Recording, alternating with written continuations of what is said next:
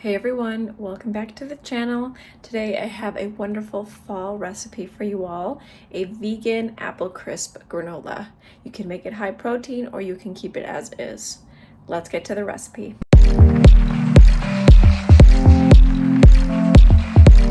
Hey everyone, to start the recipe, we're going to chop up 2 fresh apples and add them to a large blender.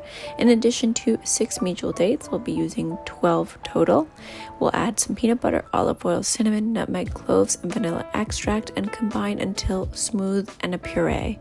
Add the 6 remaining medjool dates and once again blend until the mixture is very smooth.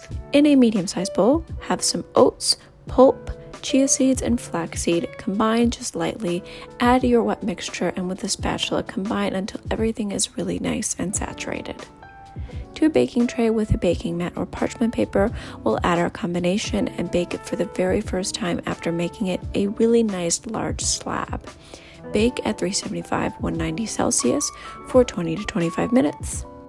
This initial bake will eventually end and we'll have to split our granola into 2 separate trays.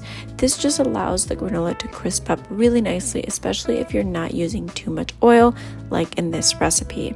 Separate everything until it's more or less even between both trays. Bake a second time for 1.5 hours at 275 Fahrenheit, 135 C. Add 1 cup of raisins or however many you'd like. I like to add a generous amount. Mix it up so it's homogeneous, and then we'll add some apple chips. I highly recommend using these because it really makes that apple taste follow through.